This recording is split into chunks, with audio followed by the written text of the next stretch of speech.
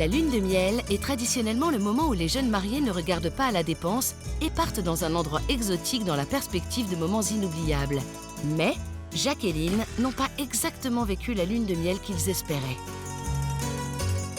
On est arrivé à Rome, à la gare de Termini, on s'est rendu à l'hôtel, tout s'est bien passé.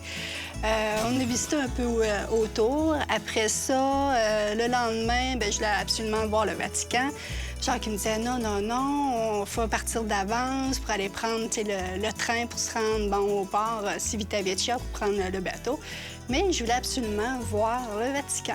Fait qu'en vitesse, on est allé voir le Vatican, on revient à l'hôtel. Quand on a fait nos valises, on s'est dit, écoute, plein jour, midi, 500 mètres, pas trop de précautions à prendre, les passeports dans le pack-sac, alors qu'on savait très bien qu'on devrait les avoir sur nous, des choses comme ça.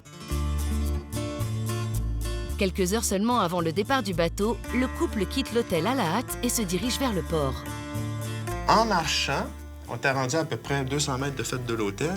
J'ai senti à un moment donné comme me se faire éclabousser. Avec le réflexe que j'ai eu, c'est de regarder en haut, j'ai dit, ça y est, il y a quelqu'un qui a pris de la soupe, ça ressemblait à ça, puis qui a tiré ça par la fenêtre, puis je passais par là en même temps. J'avais vraiment aussi l'impression que ça venait peut-être derrière moi. Puis je l'ai vu, le gars, à ce moment-là. Il y avait une bouteille, mais c'était pas clair, là. C'était pas clair. J'ai juste stoppé, puis je l'ai regardé, puis là, il a comme bifurqué. On est reparti. Mais là, je n'ai reçu d'autres encore. Puis là, Lynn me disait, t'en as vraiment beaucoup, là.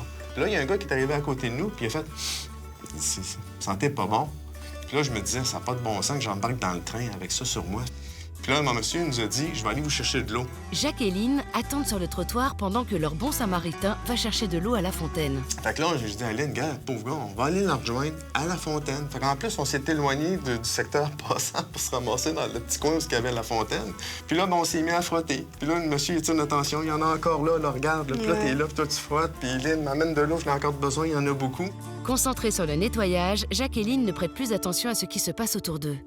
Quand on a comme sorti de cette espèce de lavage-là, période de lavage-là, parce que là, j'ai dit, correct, on est par partir, là, c'est lavé, il n'y a plus personne. C'est là qu'il m'a posé la question, Lynn, il est où le pack-sac? Puis là, je viens de réaliser là, que... On s'était fait avoir. Ouais. Les voleurs se sont enfuis avec leur appareil photo, leur passeport et leur carte de crédit. Ah, l'enfer. Excusez. Ben, elle, c'était plus une grande déception. Hein? C'était son voyage de noces.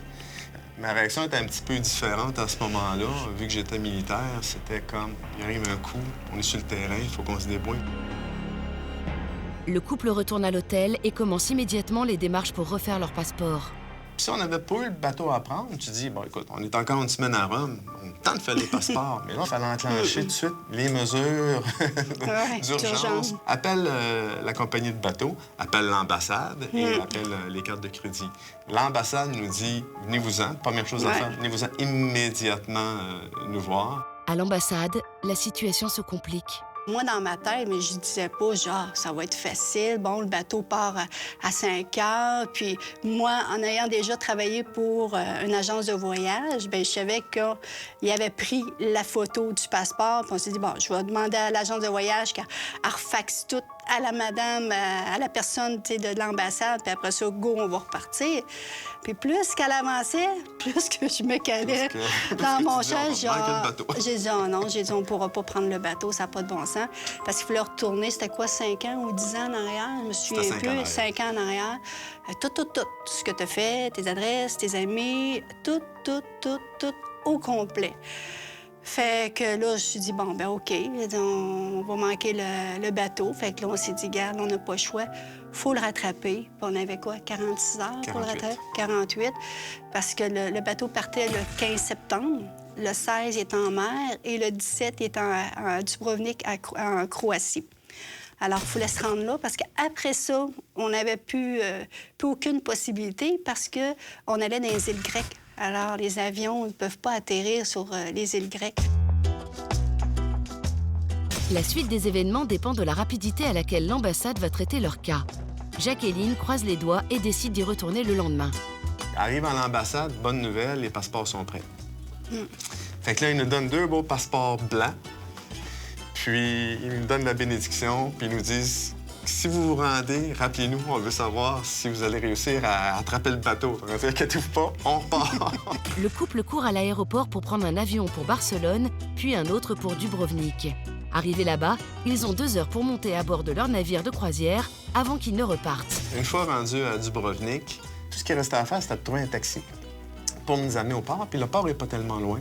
Fait qu'on part, puis à un moment donné, on voit le port, puis on voit le bateau qui est là, qui nous attend. Il est là, le bateau, qui nous dépasse à l'entrée du terminal, on pourrait dire les gates.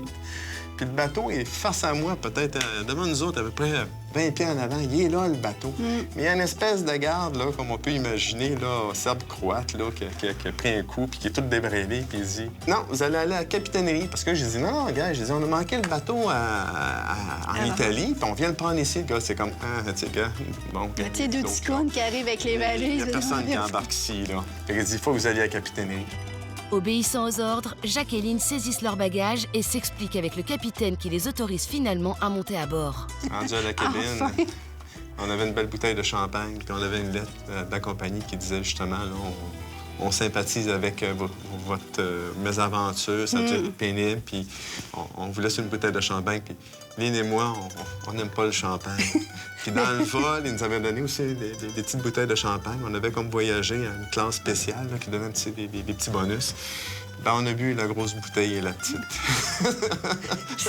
Le bateau. C'était bon. Ça a été, moi, je dirais, vraiment une leçon enrichissante. Entre autres, Lynn et moi, là, qu'on était vraiment une bonne équipe pour passer au travers de ça. Puis qu'on est capable de se débrouiller sur le terrain.